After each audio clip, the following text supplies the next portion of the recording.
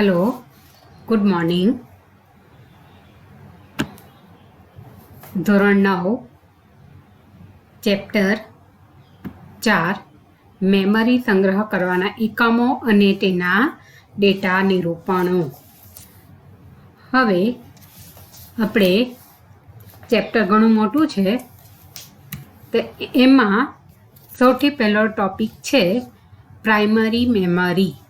Primary memory આજે આપણે શીખીશું. સામાન્ય રીતે કોઈ પણ મનુષ્ય કોઈ પણ ચીજ કે વસ્તુ કે કંઈ બી વાત હોય તે યાદ રાખી શકતું હોય છે. ને તેના માટે એ ક્યાં યાદ રાખે છે? પોતાના મગજમાં એ યાદ રાખી શકે છે અને જરૂર પડીએ એ ફરી યાદ લાવે છે. તે જ રીતે કમ્પ્યુટરમાં પણ ભવિષ્યના વપરાશ માટે ડેટા અને સૂચનાઓનો સંગ્રહ કરવામાં આવે છે. કમ્પ્યુટર મેમરીનો એક ભાગ છે જેમાં ડેટા અને સૂચનાઓનો સંગ્રહ થાય છે, તેમજ જ્યારે જરૂર પડે ત્યારે તેમાં સંગ્રહાયેલ ડેટાનો ઉપયોગ કરી શકાય છે. કમ્પ્યુટર વિવિધ પ્રકારની મેમરી સાથે કાર્ય કરે છે. તેમાંથી મેમરીના મુખ્ય બે પ્રકાર છે. પ્રાઇમરી મેમરી, જેને મુખ્ય મેમરી અને મેઇન મેમરી પણ કહી શકાય છે, અને બીજી મેમરી છે સેકન્ડરી મેમરી, જેને ગૌણ મેમરી અને ઓક્સિલરી મેમરી તરીકે પણ ઓળખી શકાય છે. આમાંથી આપણે સૌથી પહેલાં પ્રાઇમરી મેમરી વિશે શીખવાના છે.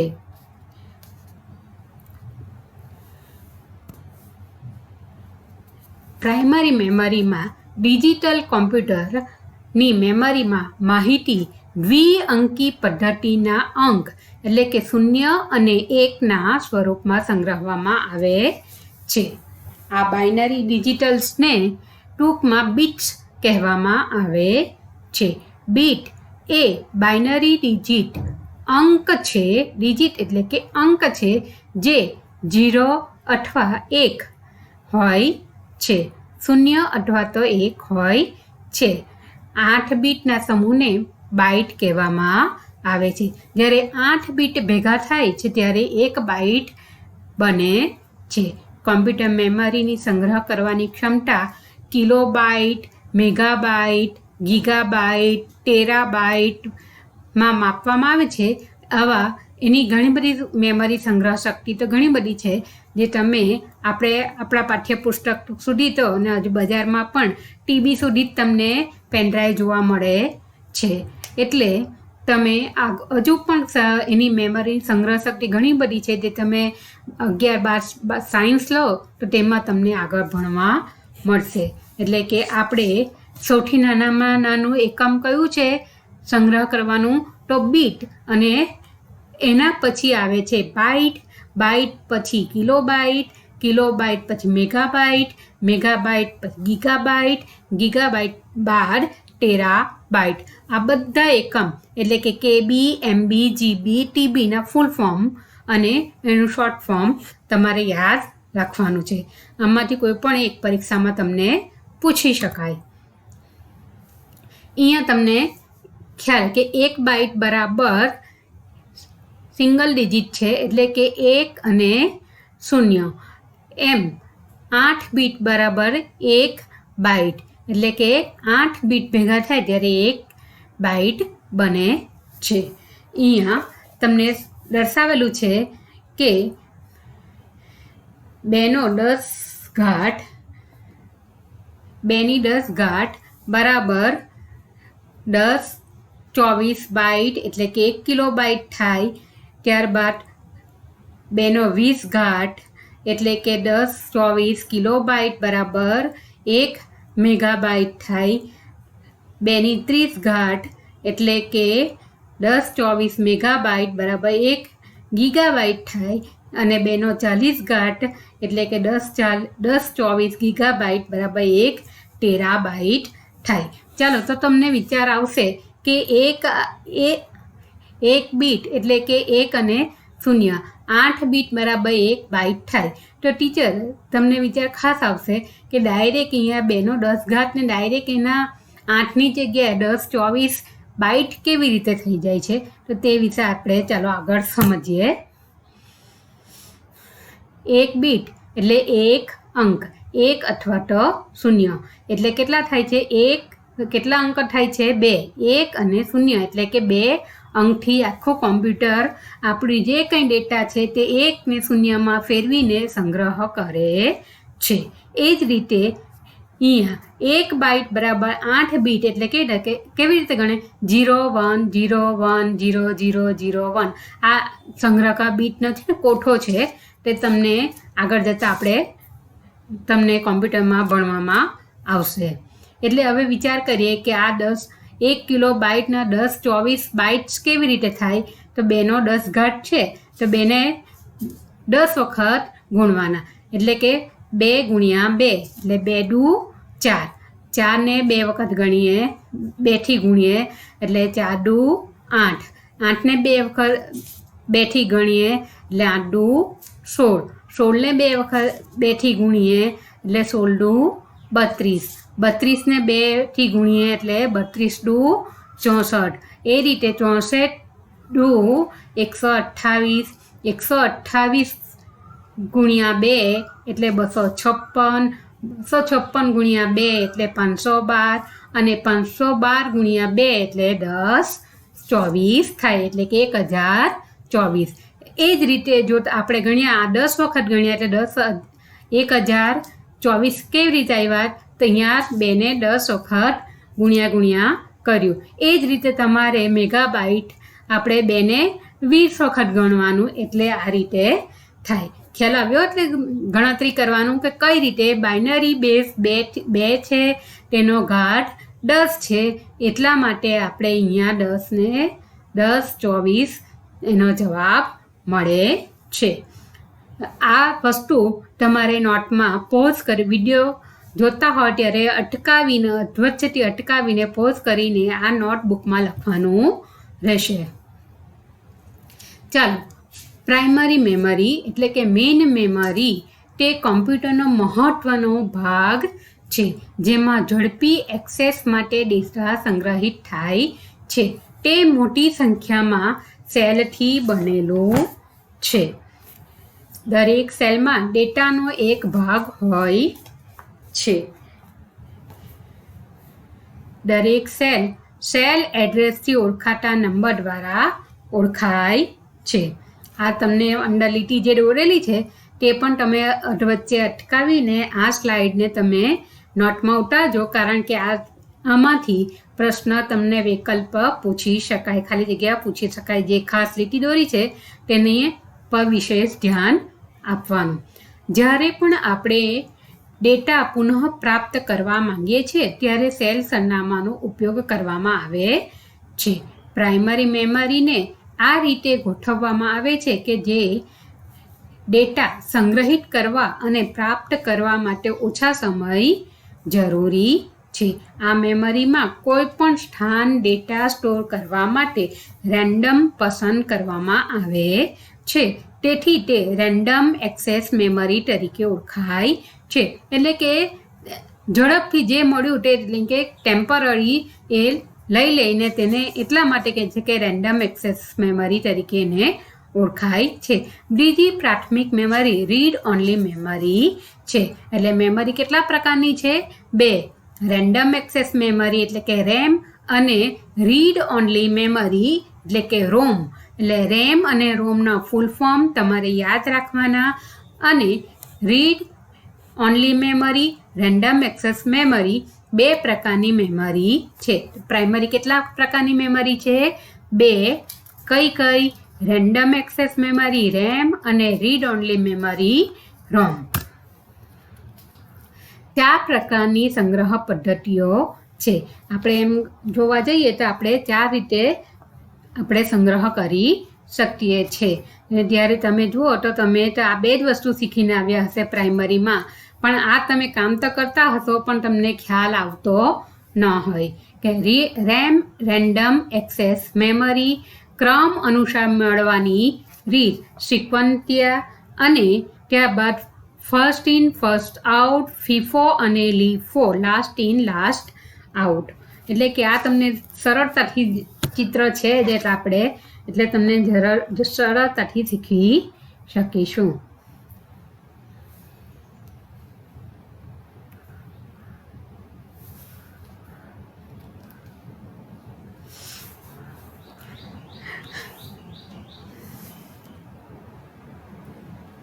સિક્વન્સ એક્સેસમાં તમે જોશો કે દરેક સેલ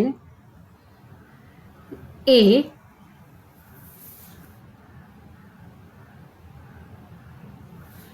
તમે કેસેટ જોઈ હશે કે તમે તો નહીં જોયું હોય પણ અમે નાના હતા ત્યારે આ કેસેટનો ઉપયોગ થતો હતો. અથવા તો તમે તમારા કોઈ પણ DVD કે CD પ્લેયરમાં તમે ગીત વગાડતા હો તો ડાયરેક્ટ તમે CD પ્લેયર ને એમાં તો હવે ડાયરેક્ટ તમે બીજું ગીત પસંદ કરો તો કરી શકે છે રિમોટ કંટ્રોલ દ્વારા. પણ પહેલાંના જમાનામાં આ રીતની કેસેટ આવતી હતી. આ જે પટ્ટી છે તેની ઉપર 0101 એટલે કે ગીત લખાયેલા હોય છે.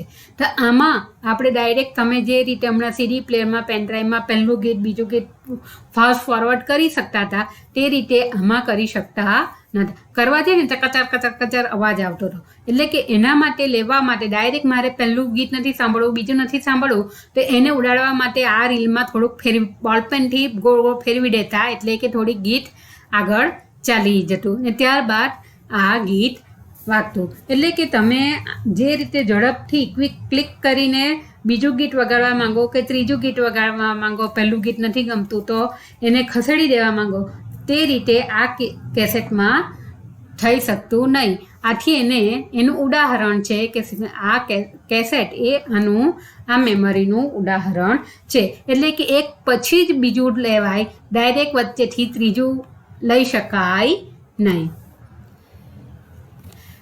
ત્યારબાદ એની બીજું ઉદાહરણ કે ફર્સ્ટ આઉટ ક્રમ અનુસાર મેળવવાની રીત સિક્વન્શિયલ એક્સેસ મેથડમાં એ લાંબી સ્ટ્રિંગમાં ડેટા ક્રમશઃ અથવા અનુક્રમ મુજબ સંગ્રહ કરવામાં આવે છે.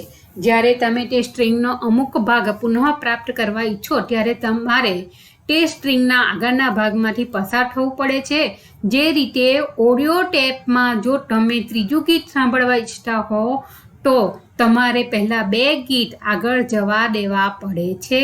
તેને ફીફો એ એક હરોળની જેમ જ છે. એટલે તમે ડાયરેક્ટ ત્રીજું ગીત સાંભળવા માંગો છો તો તેના માટે તમારે પહેલાં 2 ગીત સાંભળવા તો પડે જ. એટલે એના માટેનું છે ઉદાહરણ છે કે ફીફો એ એક હરોળની જેમ છે. એટલે કે જે પહેલું આવ્યું છે, જે ઘરમાં પહેલું આવ્યું છે, દુકાનમાં પહેલું આવ્યું છે તે પહેલું દુકાનની બહાર નીકળી શકે. એટલે કે જે દુકાનમાં પહેલું આવ્યું છે તેને પહેલો વારો આવશે બિલ બનાવવા માટે અને તે બાદ જ એ બીજાનો વારો આવે છે. એટલે કે જે પહેલું અંદર દાખલ થયું તે પહેલું બહાર નીકળશે ત્યારબાદ જ બીજું એનો વારો આવે. ફીફો એક એવું ઉદાહરણ છે કે જેમાં પહેલાં દાખલ થયેલાનો વારો પહેલો આવે અને અંતિમનો નંબર પણ અંતિમ જ રહે છે. ખાસ કરીને તમે એપોઇન્ટમેન્ટ લીધી હોય કોઈ ડૉક્ટરને ત્યાં તો ત્યાં પણ આ રીતે કે જે પહેલું આવેલું હોય તેનો પહેલો એપોઇન્ટમેન્ટ જેની પહેલી મળી હોય તેનો પહેલો વારો આવશે અને જેને પાછળથી મળ્યો હોય તે પાછળ આવે. એ જ રીતે લીફો એટલે કે લીફો ને કાગળની એક થપ્પી, તમે કાગળની એક નોટ તમે મૂકો છો તમારી કે કાગળની થપ્પી મૂકો છો એક લાઇનમાં ઘણી બધી, તો જે પહેલી હોય એ જ આપણે પહેલાં ઊંચકવી પડે. એટલે કે એને ગોઠવતી વખતે એ સૌથી છેલ્લે એને ઉપર મૂકવામાં આવી છે. એટલે કે સૌથી ઉપર આવશે એટલે કે છેલ્લે મૂકી છે છતાં પણ એને પહેલે ઊંચકવામાં આવશે. એટલે કે લીફોને કાગળની એક થપ્પી સાથે સરખાવી શકાય. જે કાગળને તમે જે થપ્પીમાં છેલ્લે મૂકો તે સૌ પ્રથમ બહાર આવે છે. એટલે કે છેલ્લા તમે દુકાનની અંદર તમે જાઓ તો છેલ્લા તમે દાખલ થયા અને તરત જ લાઇનમાંથી જ અડધેથી જ પાછા કે દુકાન બંધ છે એટલે બધાએ બહાર નીકળવાનું છે. લાઇનમાં જ નીકળો તમે ટોળાનું ટોળું નીકળી શકાશે નહીં. એટલે કે જે છેલ્લું દાખલ થયું હોય તે પહેલું બહાર નીકળી શકે. રેમ રેન્ડમ એક્સેસ મેમરી એ અસ્થાયી પ્રકારની મેમરી છે. તમે મધરબોર્ડની ઉપર આ પ્રકારની મેમરી રેમ મેમરી તમે જોશો કે આ પ્રકારની મેમરી એ હોય છે કે તમે જોશો તો આમ જે લીલા કલરની પટ્ટી હશે કે એ પટ્ટી છે તો તેની પર ઘણી વખત શું થાય છે કે તમારું પીસી ચાલુમાં બંધ થઈ જયા કરે. તો તેનું કારણ શું હોય છે કે આ રેમ મેમરીની ઉપર વધારે પડતી ધૂળ જમી ગઈ હોય તો એને કાઢીને એને રબર એ પેન્સિલનું રબર આવે છે તે રબરથી સાફ કરીને ફરીથી ક્લીન કરી ચોખ્ખી કરીને પાછી એમાં ગોઠવી દઉં તો પ્રોબ્લેમ સોલ્વ થઈ જાય છે. એટલે કે એ રેમ મેમરી એક્સેસ મેમરી અસ્થાયી પ્રકારની મેમરી છે. રેમમાં લખેલી બાબત તેની મેમરીમાં સાચવી રાખવા માટે સતત પાવર ચાલુ રાખવાની જરૂર પડે છે. એટલે કે શું કે જ્યાં સુધી તમારા કોમ્પ્યુટરને પાવર મળશે ત્યાં સુધી લખાણ તમારું સચવાયેલું રહેશે. પણ તમે સેવ ન કર્યું હોય એટલે કે લખાણ લખ્યા જ કરો છો અને પાવર જતો રહ્યો તો તમારું લખાણ પણ બધું જતું રહે, ઇરેઝ થઈ જાય. એટલે કે ફરીથી પાવર આવો અને તમે એને ચાલુ કરો તો એ લખાણ તમને જોવા મળશે નહીં, કારણ કે તમે માત્ર લખાણ જ ડેટા અંદર એન્ટર ઇનપુટ કર્યા છે, તમે એને સેવ કર્યા નથી. એટલે શરૂઆતમાં ક્યાં જશે એ બધું રેન્ડમમાં જ જાય. એટલે કે ચાલુ રાખવાની જરૂર, એને સતત પાવરની જરૂર રહે જ છે. હાલના આધુનિક કોમ્પ્યુટરમાં પ્રાઇમરી કે મેઇન મેમરીને બદલે રેમ અથવા ફક્ત મેમરી શબ્દ વપરાય છે. હાર્ડ ડિસ્ક, ડિસ્કેટ, સીડી, ડીવીડી સંયુક્તપણે સેકન્ડરી કે ઓક્સિલરી સ્ટોરેજ તરીકે ઓળખાય છે. તમે આ ચિપ જોઈ છો રેમની ચિપ, તે ખાસ તમારે ચોપડીમાં પણ છે પણ કાળા કલરની દેખાશે, પણ એમ દેખાય છે એ ડાર્ક લીલા કલરની એ રેમ હોય છે. તમારા કોમ્પ્યુટરની અંદર ખાસ તમે સીપીયુ ખોલો તો સીપીયુમાં મધરબોર્ડ એટલે કે ચોરસ હશે ભૂરા કલરનું, તેની અંદર આ ગોઠવવામાં આવે છે. ત્યારબાદ આ રેમ કેટલા પ્રકારની છે તો રેમ એ સ્ટેટિક રેમ અને ડાયનામિક રેમ.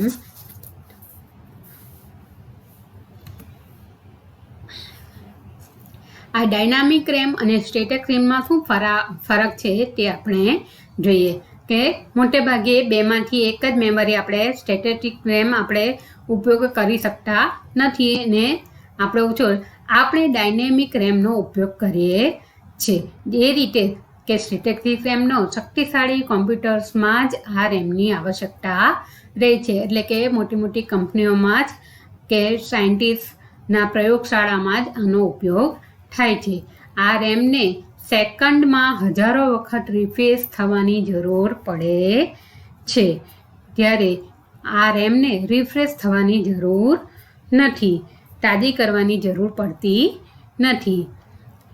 એની ગતિ ઝડપી છે, જ્યારે ડાયનામિકની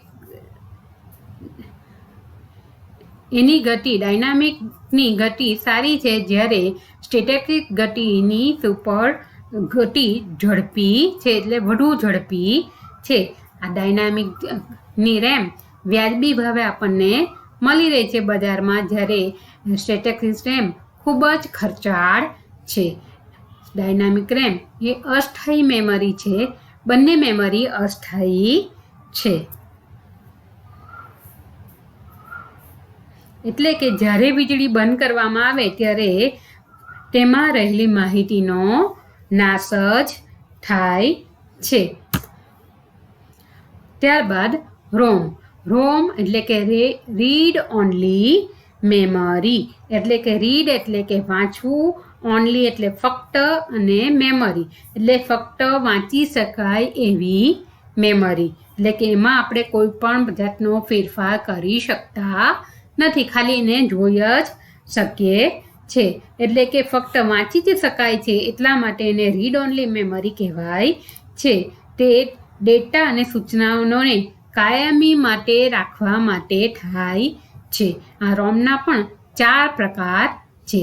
રોમ રીડ ઓનલી મેમરી, PROM એટલે programmable read only memory, EP એટલે આગળ એક એક અક્ષર વધતો જાય છે તેનું ફૂલ ફોર્મ તમારે અહીંયા નીચે આપેલું જ છે મેં.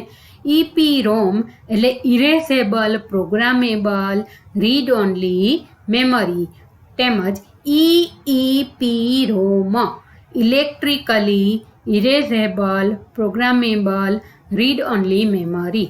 આ બધી જ વસ્તુનો આપણે કિચનમાં ઉપયોગ કરીએ છીએ પણ આપણને ખ્યાલ હોતો નથી. ચાલો આગળ તેને સમજીએ એટલે ખ્યાલ આવશે.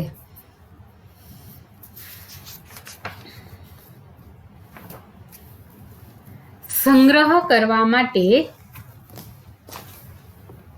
રોમ એ આદર્શ મેમરી છે.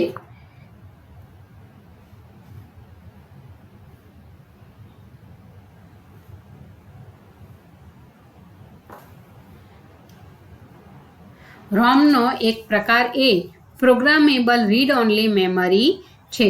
પ્રોમની ખાલી ચિપ બનાવવામાં આવે છે જેના પર ડેટા પ્રોગ્રામ એક વિશિષ્ટ એકમ વડે લખવામાં આવે છે જેને પ્રોમ રાઇટર કહેવામાં આવે છે.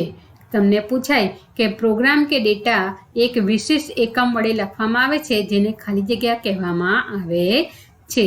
પ્રોમ રાઇટર, અહીંયા લીટી દોરવાનું ભૂલી ગઈ છું એટલે તમે યાદ રાખજો કે તેને શું કહેવામાં આવે છે કે ડેટા કે પ્રોગ્રામ એક વિશિષ્ટ એકમ વડે લખવામાં આવે છે જેને પ્રોમ રાઇટર કહેવામાં આવે છે. અને એક ખાસ પ્રકારની પ્રોમ છે જેને ઇરેઝેબલ પ્રોમ કહેવામાં આવે છે. આ EPROM ઉપર લખેલી વિગતને અલ્ટ્રાવાયોલેટ લાઇટમાં ખુલ્લી રાખવાથી તેને ભૂંસી શકાય છે. ચાલો એના વિશે આગળ જોઈએ કે EEPROM ઇલેક્ટ્રોનિક ઇરેઝેબલ પ્રોગ્રામેબલ રોમ. પ્રોમ ઉપરથી વિગત એના ઉદાહરણ છે કે તમે આ કેમેરો છે, મેમરી છે, રિમોટ મોબાઈલ છે, પહેલાં આ રીતના મોબાઈલ છે, પેન ડ્રાઈવ છે વગેરે. આ કાર્ડ છે તે કે USB કાર્ડ વગેરે કે ભૂંસવા માટે અલ્ટ્રાવાયોલેટ લાઇટને બદલે જ્યારે ઇલેક્ટ્રિક સિગ્નલનો ઉપયોગ થાય છે ત્યારે આ પ્રકારની મેમરી ઇલેક્ટ્રિકલી ઇરેઝેબલ પ્રોમ્પ્ટ કહેવામાં આવે છે. USB pen drive, cellular phone, digital camera, MP3 player અને માઇક્રો SD કાર્ડ વગેરે ઉત્પાદનમાં EEPROM ખૂબ ઉપયોગી છે. ત્યારબાદ આવે છે ફર્મવેર. આ ફર્મવેર વિશે તમે ચેપ્ટર 1માં શીખી ગયા કે સોફ્ટવેર કેટલા પ્રકારના છે. સોફ્ટવેર અને ત્યારબાદ એપ્લિકેશન સોફ્ટવેર,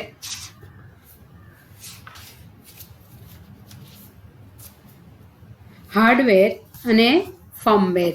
આ 3 વેર તમે પહેલા ચેપ્ટરમાં છેલ્લા ટોપિકમાં શીખી ગયા છે.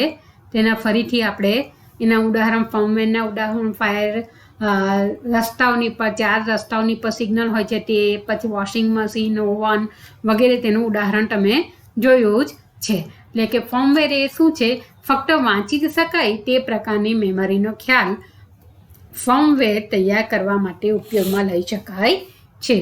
એટલે કે તમે જો વોશિંગ મશીન કે પછી ઓવન તમે યુઝ કરો છો અને ત્યારબાદ તમે 4 રસ્તા પર સિગ્નલ જુઓ છે કે લાલ, લીલી અને પીળી એવી લાઇટ થાય છે, ઓટોમેટિક થાય છે. એના માટે કોઈ સ્પેશિયલ માણસ કોઈ રોકાયેલું નથી, એ આખો પ્રોગ્રામ રન કરી દીધેલો હોય છે.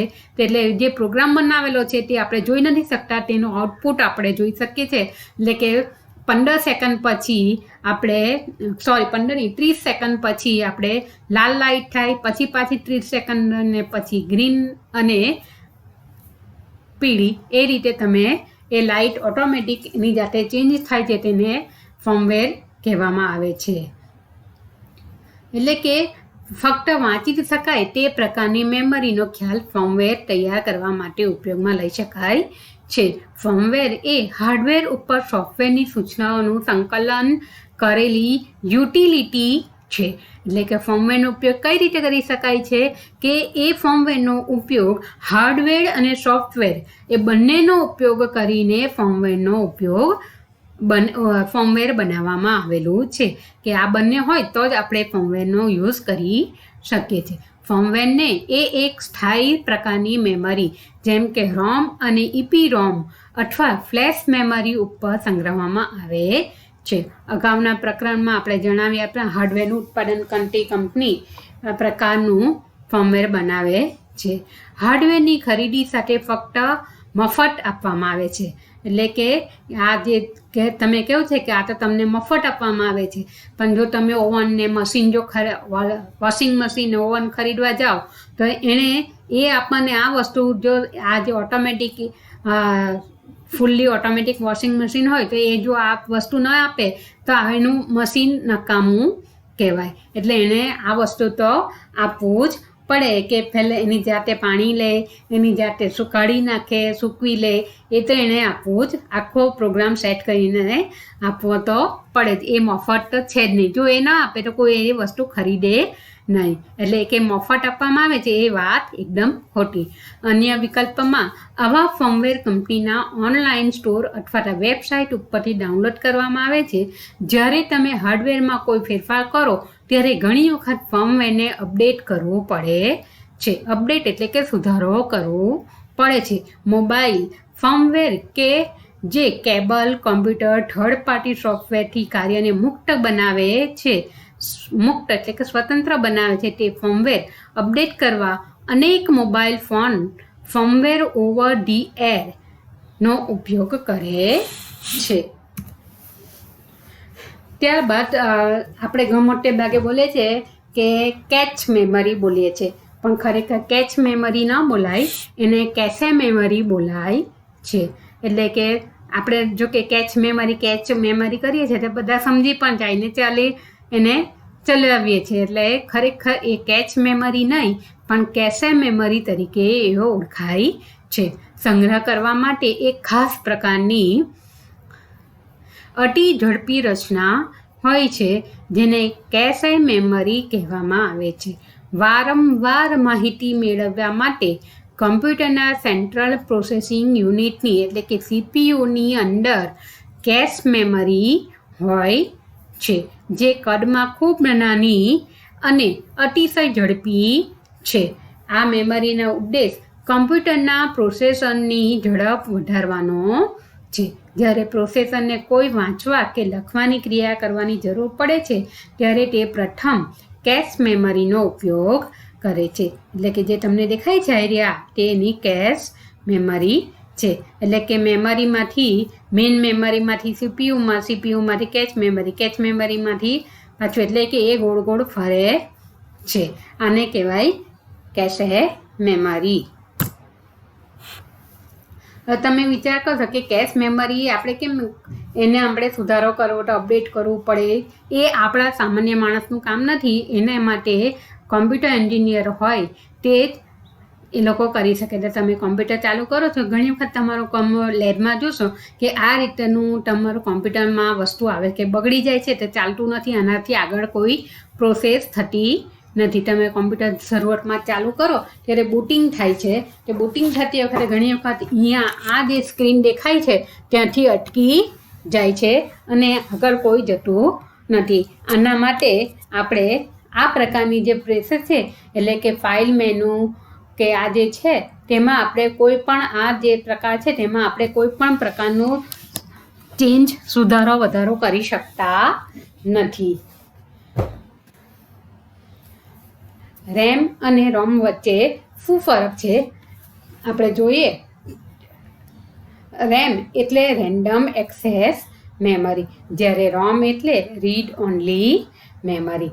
રેમ એ કોમ્પ્યુટરમાંથી વાંચવાની અને તેમાં લખવાની સગવડતા આપે છે. એટલે કે એમાં આપણે જે કંઈ કરવું હોય, સુધારો કરવો હોય તે કરી શકીએ છે.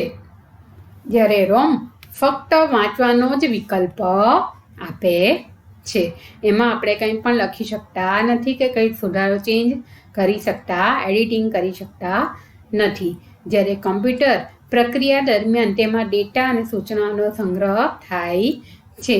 જ્યારે રોમમાં ઉત્પાદન સમયે તેનામાં સૂચનાઓનો સંગ્રહ કરવામાં આવે છે. જ્યારે રોમ બનાવતી કોમ્પ્યુટરને ફિટ કરવામાં આવે છે ત્યારે જ રોમનો અંદર સંગ્રહ કરી દેવામાં આવે છે. તો જ આપણે એને સોફ્ટવેરનો ઉપયોગ કરી શકીએ છીએ. રેમ એ એક અસ્થાયી પ્રકારની મેમરી છે, જ્યારે રોમ એ સ્થાયી પ્રકારની મેમરી છે. એટલે કે આપણે જે ટેમ્પરરી લખાણ લખીએ છીએ, શરૂઆતમાં ફાઇલ બનાવીએ છીએ ત્યારે લખાણ લખીએ છીએ તે ટેમ્પરરી રેમની અંદર જાય છે અને ત્યારબાદ આપણે એને ફાઇલ મેનુમાં જઈને સેવ કરીએ છીએ ત્યારે એ રોમની અંદર પ્રવેશ કરે છે. ચાલો, અહીંયા આપણે પ્રાઇમરી મેમરી વિશે શીખી ગયા છે. નેક્સ્ટ વિડીયોમાં આપણે ગૌણ મેમરી એટલે કે સેકન્ડરી મેમરી વિશે શીખીશું. ચાલો, બાય બાય.